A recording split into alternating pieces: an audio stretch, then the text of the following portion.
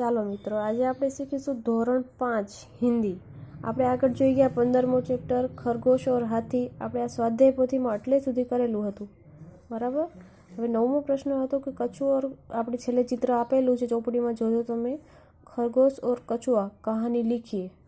તો બરાબર, એ તમને તમારી રીતે લખવાનું છે કે શું કહે છે. તો એક જંગલ था, उसमें एक खरगोश रहता था ने उसे अपनी तेज चाल पर खूब घमंड था. उसे जंगल में तालाब में एक कछुआ भी रहता था. खरगोश उसकी धीमी चाल पर हंसता था. एक बार उसने कछुए के साथ दौड़ने की शर्त लगाई. जो અમે તમને કીધું હતું કે બંને વચ્ચે સ્પર્ધા થઈ હતી. तो दौड़ शुरू हुई. खरगोश ने कछुए को जल्द ही पीछे दौड़ दिया और आगे जाकर उसने देखा कि कछुआ तो बहुत पीछे है. उसने सोचा क्यों ना थोड़ा आराम कर लूँ. એને ખબર જ છે કે કછુआ તો धीमे धीमे चाले, तो ये हूँ आराम कर लूँ ત્યાં સુધી. यह एक पेड़ के नीचे आराम करने लगे. थोड़ी ही देर में उसे अपनी झपकी आ गई और वह सो गया. कछुआ धीरे धीरे चलता रहा. वह खरगोश को सोचा हुआ देखकर चुपचाप आगे निकल गया. जो कछुआ धीमे धीमे આગળ નીકળી ગયો તો ખબર છે ને, આપણે ચિત્રમાં જોયું હતું.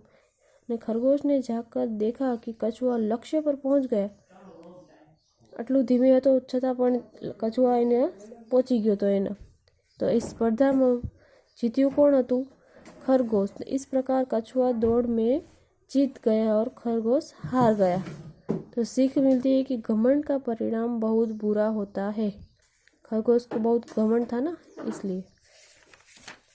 આગળની પ્રવૃત્તિ શું છે જોઈએ આપણે. तो कछुआ और खरगोश कहानी की घटनाओं को सही क्रम में दीजिए. तो प्रथम શું આવશે? जंगल में एक खरगोश रहता है. આ પ્રથમ આવશે. પછી શું? खरगोश को अपनी तेज चाल का घमंड था. એ બીજું આવશે. પછી ત્રીજું શું છે? एक दिन उसने कछुए के साथ दौड़ने की शर्त लगाई. तो આ ત્રીજું આવશે.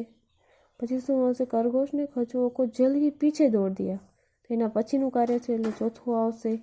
5મા નંબર છે उसने सोचा क्यों ना थोड़ा आराम कर लूँ. खरगोशને વિચાર આવ્યો તો પછી, તો એ 5મા નંબર પર આવશે. 6ठा નંબર છે કે खरगोश को झपकी आ गई और सो गया. એ 6ठा નંબર ઉપર છે. 7મા પર છે कछुआ चुपचाप आगे निकल गया. એ 7મા નંબર છે. અને 8મા નંબર છે कछुआ जीत गया. छेल्ले कछुआ जीत गयो, ત્યારે 8મા નંબર ઉપર છે. बराबर. આપણે આગળ જોઈએ કે समानार्थी शब्दों के जोड़ बनाइए. बंधु, बंधु यानी कि भाई, बराबर. પછી છે क्षमा यानी कि माफ़ी मांगना. झुंड यानी कि दल, टोळું આવે ને એને झुंड કહેવાય. सरोवर यानी झील. પછી सुराख यानी कि छेद. પછી समीप यानी कि नज़दीक. बहुत लौटना यानी कि लुढ़कना. बराबर. पढ़िए, समझिए और लिखिए. જોઈ જોઈને તમને સમજવાનું છે અને લખવાનું છે કે જલ્દબાજી से कार्य सफल नहीं होते. જલ્દબાજી से कार्य सफल नहीं होते. આમાં સમજવાનું છે ને એને તમને લખવાનું છે. આપણે આગળ જોઈ ગયા કે પહેલિયા. 16મો ચેપ્ટર છે પહેલિયા. જોઈએ. कोष्टक से उचित शब्द चुनकर रिक्त स्थानों की पूर्ति कीजिए. खाली जगह છે. पहाड़ है पर खाली जगह नहीं. नदी है पर जल नहीं. तो આનામાંથી શું છે? पहाड़ है पर पत्थर नहीं.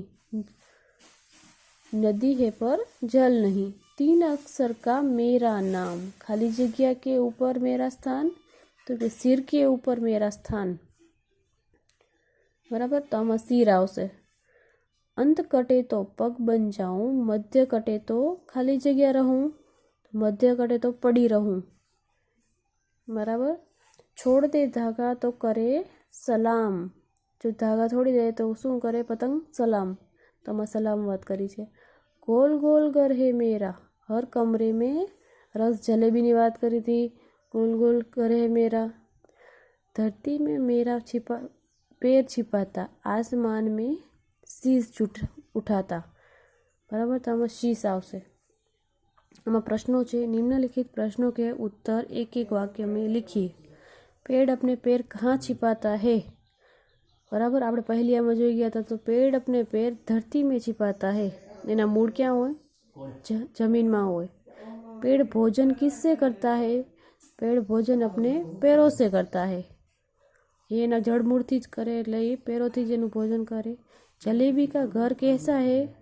तो जलेबी के घर गोल गोल है। मानचित्र का समानार्थी शब्द लिखिए। तो मानचित्र का समानार्थी शब्द है नक्शा। कागज का घोड़ा और धागे की सलाम किसके लिए कहा गया है? આપણે જોઈ ગયા था ना, कागज का घोड़ा था। कागज का घोड़ा और धागे की सलाम लगाम किस पतंग के लिए कहा गया है? बराबर। पेड़ क्यों चल नहीं पाता? पेड़ अपनी जड़ों में एक ही जगह स्थिर है। एना जड़मूળ एक જ स्थान पर स्थिर है, इसलिए पेड़ चल नहीं पाता। पेड़ हमें किस तरह मदद होते हैं? तो તમને ખબર છે પેડ આપણાને ખાવાનું પીવાનું એના લાકડામાંથી ઘણી બધી અનેક વસ્તુ બને છે। તો पेड़ हमें सुझाव देता है, फल फूल देता है और लकड़ी के कर मददगार होने भी होते हैं। ठीक है। पतंग के कौन कौन से नाम हैं? उनकी सूची बनाई है। तो पतंगना पण अलग अलग नाम होय। શું છે? ચાંદ દોર, નવરંગ, ઢાલ। बराबर। आगे જોઈએ।